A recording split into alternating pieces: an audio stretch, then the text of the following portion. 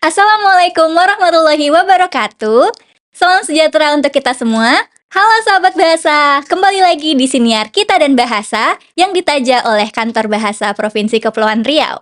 Bersama saya Fairuz Musdalifah sebagai moderator kali ini, dan di samping saya sudah ada narasumber yang mungkin sudah tidak asing karena sebelumnya juga sudah pernah mengisi di Siniar Kita dan Bahasa, Bang Fatih Mufti. Apa kabar Bang Fatih? Kabarku baik ya, walaupun cuaca sedang seperti ini tapi baik-baik semua kok. Iya, memang kayaknya beberapa minggu belakangan ini cuaca memang cukup tidak menentu ya. Iya. Kemudian sedang sibuk apa ini, Bang? Hari-hari ini mungkin sedang sibuk persiapan untuk memasuki bulan bahasa ya, karena saya biasanya bikin acara bersama teman-teman untuk bulan bahasa di bulan Oktober. Itu lagi matangin konsepnya aja sih. Oh, oke, luar biasa ya, Bang ya, sibuk dan juga produktif. Ya. Nah, Bang juga dikenal sebagai penulis. Iya. Ya, Bang Fatih ya. Mungkin ada kesibukan menulis buku dalam beberapa waktu itu atau mungkin ada mau menerbitkan buku atau lainnya? Kalau project menulis sih selama ini masih menulis untuk platform Mekanikata yang saya bikin, Fai. Terus kemudian juga ada beberapa draft buku yang juga lagi saya kerjain gitu. Jadi mungkin mau coba beberapa genre baru sih. Mencoba beberapa genre baru. Nah, ini kebetulan sekali ya Bang Fatih, karena tema kita ini juga membahas tentang karya seorang sastrawan, yaitu A.A. Nafis. Kita akan merayakan 100 tahunnya A.A. Nafis, yang beliau ini juga dikenal tidak hanya sebagai sastrawan dan juga budayawan, Bang. Nah, menurut Bang Fatih, seperti apa sih Bang Fatih mungkin pernah membaca karya-karya beliau, dan seperti apa nih beliau dari Bang Fatih sendiri melihatnya? Oke, perkenalanku sama sastrawan bernama Ali Akbar Nafis atau A.A. Nafis ini adalah melewat cerpennya yang sangat monumental berjudul Robohnya Surau Kami. Itu aku baca di SMA, kemudian waktu kuliah juga aku perdalam lagi membacanya. Dan respon pertamaku waktu itu adalah aku membuat cerpen berjudul Bangkitnya Surau Kami. Terinspirasi. Cerpen pertamaku yang terbit di media massa itu berjudul itu, Bangkitnya Surau Kami. Ya, walaupun jelas tidak akan sehebat dan semonumental milik A.A. Nafis, cuman itu respon kreatif ya. Jadi ketika aku membaca karya A.A. Nafis, kemudian timbul impuls kreatif untuk membuat karya yang serupa. Dan ya itu waktu masih semester 1 atau semester 2 kuliah gitu sih. Jadi itu buku A.A. Nafis yang mungkin bisa dibilang sebagai salah satu yang cukup berkesan ya. Iya, benar. Ada tulisan dari A.A. Nafis lainnya yang juga menginspirasi Abang. Kalau menginspirasi secara langsung sih tidak melulu semua karyanya, tetapi spirit yang saya suka dari A.A. Nafis itu adalah bagaimana dia secara cerdas dan lembut itu mengkritik. Tetapi di sisi lain juga kritikannya sangat memukul. Itu yang kesan paling kuat di Robohnya Surau Kami, sehingga tidak heran kalau karya itu kemudian menjadi sangat monumental, juga menimbulkan banyak perdebatan juga waktu itu gitu. Iya, ya memang A.A. Nafis ini terkenal ya dengan tulisannya ini yang satirisme dan juga kritik-kritik dia dalam tulisannya itu tidak hanya kritik sosial tapi juga bermacam-macam ya Bang ya. Iya, betul. Nah, menurut Bang Fatih sendiri nih, menurut pengalaman Bang Fatih ketika membaca A.A. Nafis, apakah karya itu cukup mampu mengubah pemikiran pembacanya?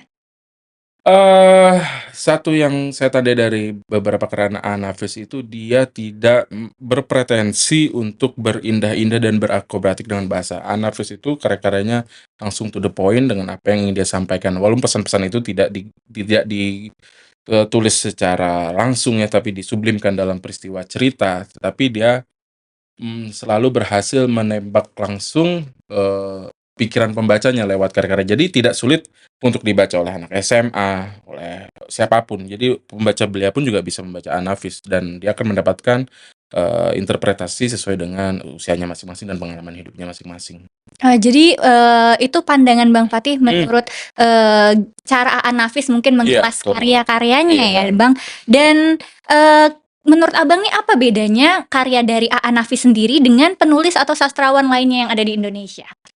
A.A. Nafis ini kuat memanfaatkan lokalitas dia, sehingga lokalitas yang semula tampak seperti sempit ya, itu berhasil dikemas secara umum dan luas. Contohnya di cerpen yang Yang juga saya suka berjudul Jodoh.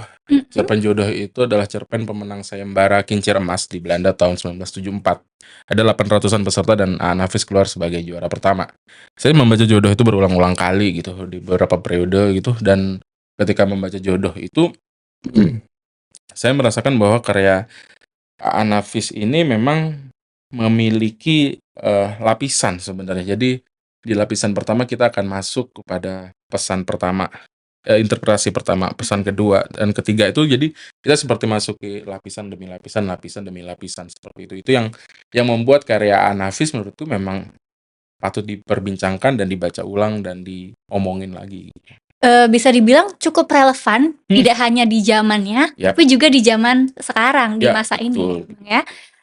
Dan menurut Abang nih, tentunya kan, Abang pernah membaca karya beliau yang terkenal itu Robohnya Surau Kami. Nah, apa nih kesan yang Abang baca dan mungkin, kira-kira buat teman-teman yang belum membaca karyanya Aan Hafiz ini, kira-kira kesan apa yang akan didapatkan pembaca ketika membaca karya ini? Wah, teman-teman harus berhati-hati dengan karakter yang bernama Ajo Sidi sebenarnya. Iya, ya. Ajo Sidi ini menjadi menarik karena dia adalah seorang pembual, di mana di tradisi masyarakat Sumatera itu memang dikenal dengan banyak orang yang bercerita, dan si Ajo Sidi membuktikan bahwa cerita itu kadang-kadang bisa lebih berbahaya daripada pedang, bisa melukai tanpa harus menyentuh, dan itu membuktikan ada lapisan lain selain kritik terhadap praktik beragama yang disampaikan Hafiz itu juga. Hafiz ingin menunjukkan cerita itu juga punya kuasa yang berbeda gitu lewat karakter Ajo Sidi yang walaupun cuma dalam sekuens cerita tampil sedikit banget. Kan kita, kebetulan Fai juga sempat membaca Robohnya Surau Kami dan, karakternya itu mungkin hanya disampaikan atau diceritakan dari sudut pandang, orang lain gitu kan, dan kita hanya mengenal Ajo Sidi ini karakternya, melalui cerita si yang anak muda Iya, ini iya, kan, iya. yang dia dekat dengan kakeknya itu. Dan, di akhir cerita itu membuat, seperti pertanyaan gitu kan. Dan kalau Abang sendiri, kira-kira kesan apa yang ingin disampaikan, dari, akhir cerita karya Robohnya Surau Kami yang kayak, menggantung itu, Bang? Iya, iya, iya, iya, selain memang tidak banyak bisa diulik ya di situs siapa Ajo Sidi, cuman itu begitu berkesan buat saya karakter Ajo Sidi. Tetapi kalau misalnya, apa yang menjadi, pengikat penuh dari cerpen itu, ya tentu, tragedi Haji Saleh sebenarnya. Dan itu kan juga lapisan keberapa setelah cerita di awal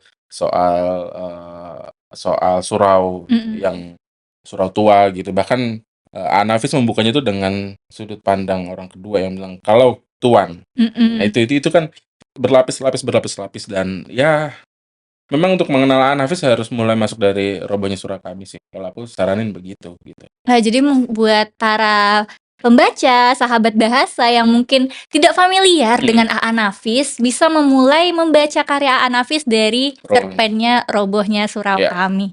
Nah, selain, itu Bang, menurut Abang apakah masih ada karya Aan Hafiz lain yang cukup relevan di masa sekarang dan harus dibaca oleh anak-anak muda gitu? Gen Z harus baca Jodoh sih.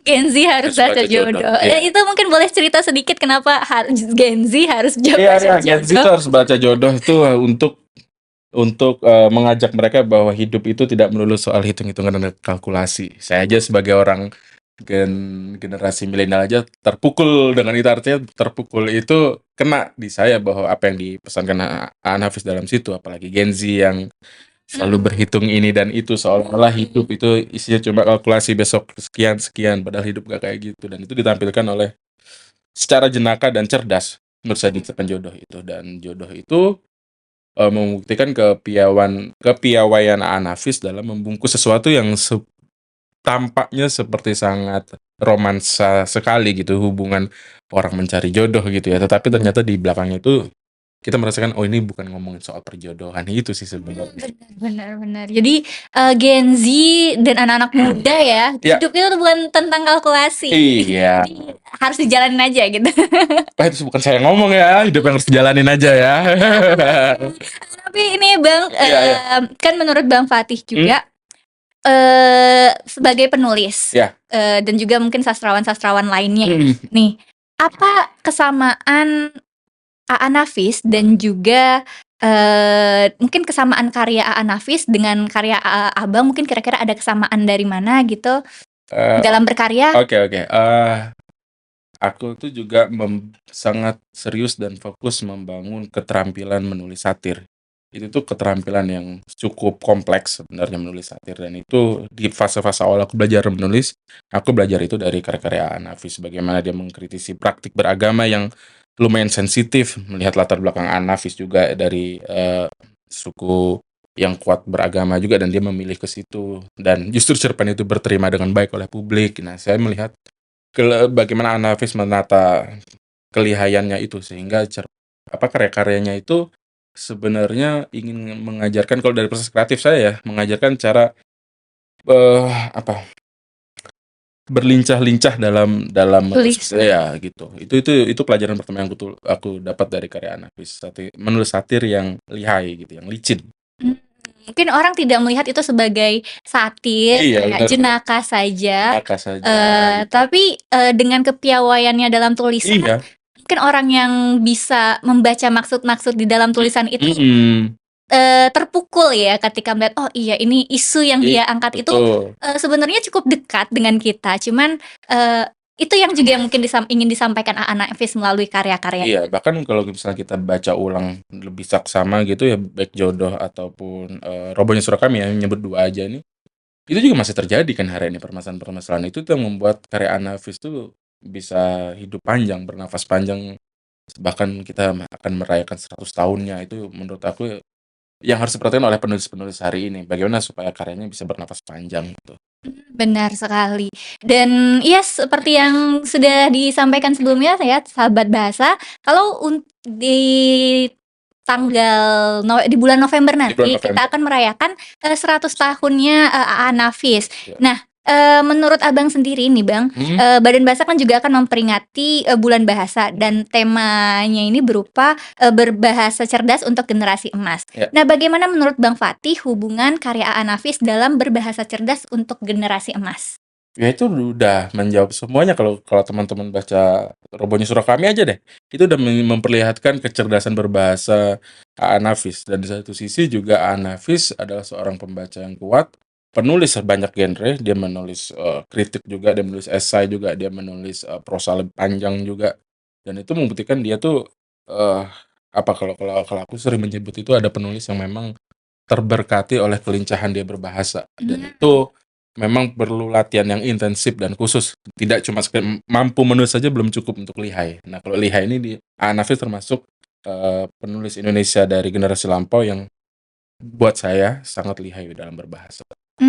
Jadi dia bisa dibilang sebagai penulis yang lihai dan lincah ya dalam sehingga berbahasa cerdas ya relevan sekali gitu dengan tema itu.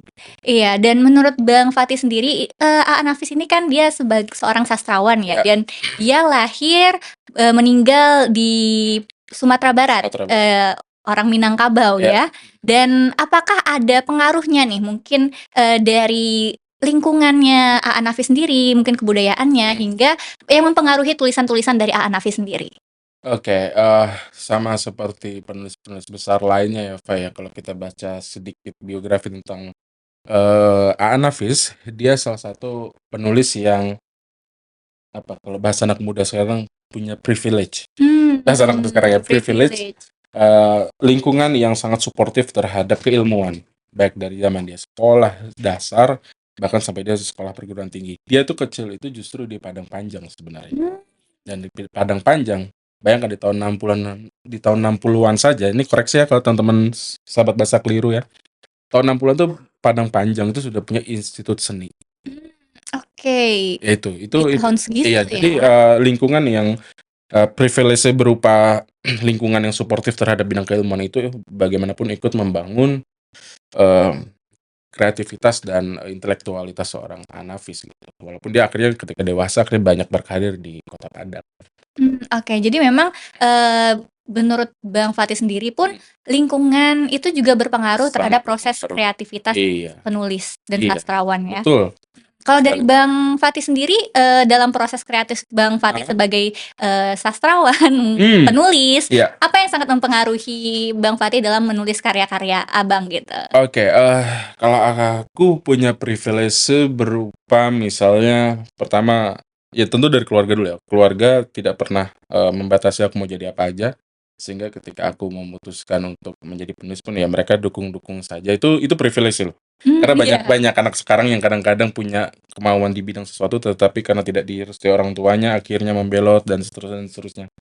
Ketika saya sudah dewasa, sudah 15 tahun berkarir sebagai penulis, saya mikir, oh ternyata dibolehin menjadi apa saja itu termasuk privilege ya. Dan ketika saya memilih menjadi seorang penulis, ya orang tua saya sekarang konsekuensinya sudah tahu. Misalnya saya di rumah eh, tidak mau diganggu ketika saya sudah buka Mmm. laptop.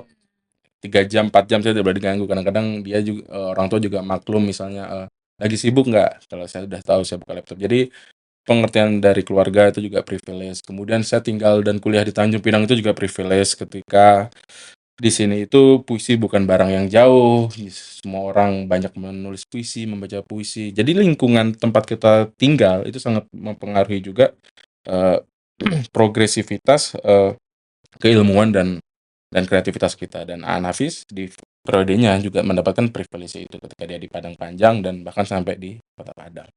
Ya, jadi memang, punya lingkungan yang suportif Iya, dengan kita, jangan yang toksik katanya. jangan yang toksik Iya, seperti anak jangan sekarang yang ya. beracun. Iya itu, sangat, mempengaruhi ya, Ya, mempengaruhi kita untuk, berkarya. betul. Benar sekali Bang, Fai juga setuju. Hmm. Mungkin karya-karya apa lagi, yang bisa dibilang, Mhm. perlu dibaca anak muda selain tadi ada Jodoh, kan Iya, Nafis ini nggak hanya menulis mhm, cerpen ya Bang ya, iya, tapi dia iya. juga menulis karya-karya lain. Ada karya-karya lainnya yang juga masih menurut Abang masih relevan nih di masa sekarang? Kalau yang aku suka sih cuma aku nggak lupa judulnya. Kritik-kritiknya Anafis itu bagus-bagus. Esai yang kritik ya, itu Mhm. juga bagus-bagus. Karena kalau ketika dia menulis esai dan kritik itu dia agak menepikan, bukannya sama tidak mau, kayak agak menepikan, poetikanya.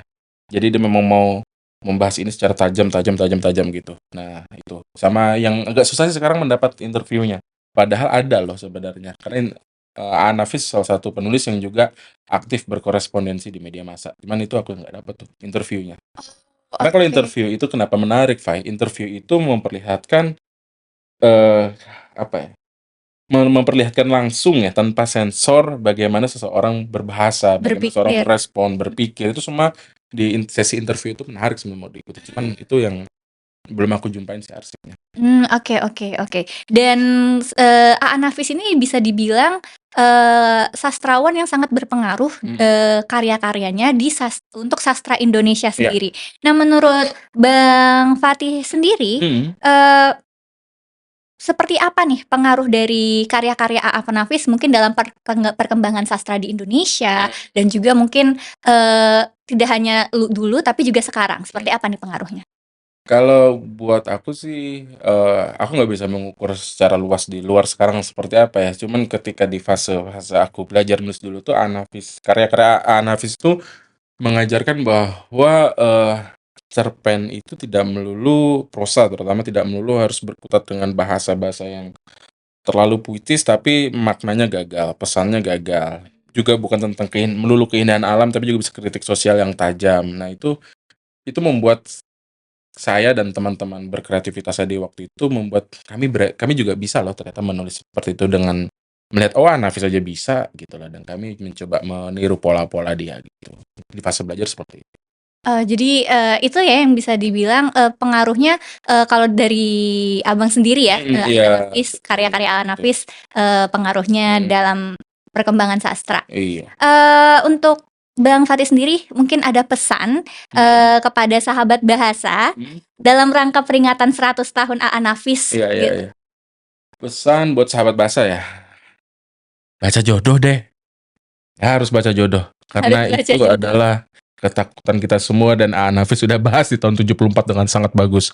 Kalian harus baca, Iya. biar lebih kenal dengan cara pikir Aan Nafis. Tahun 74 loh dia nulis itu. Tahun 74 dan pikirannya pun masih relevan Sangat di relevan. masa sekarang Iya, ya. makanya. Ya, berarti ini bisa dibilang Nafis sebagai sastrawan yang dia tuh melampaui batasan zaman ya, Bang, Iya. ya. Karena karyanya yang dia tulis di masa lalu pun bisa relate dengan para pembacanya di masa ini. Dan terima kasih Bang Fatih ya. sama-sama. Sebenarnya saya masih ingin berbincang lebih jauh Boleh. terkait Nafis. Sepertinya seru sekali. Tapi sayang mungkin karena kita sudah berada di sesi terakhir, sahabat bahasa, dan mungkin kita bisa berbincang lagi di sesi lainnya dan di kesempatan berikutnya, Bang Fatih. Sekali lagi terima kasih, Sama-sama. Bang Fatih. Sahabat bahasa, terima kasih sudah menyaksikan siniar kali ini. Saya Fairuz Musdalifah sebagai moderator. Pamit undur diri. Wassalamualaikum warahmatullahi wabarakatuh. Sampai jumpa di siniar berikutnya. Siniar ini diproduksi oleh Kantor Bahasa Provinsi Kepulauan Riau.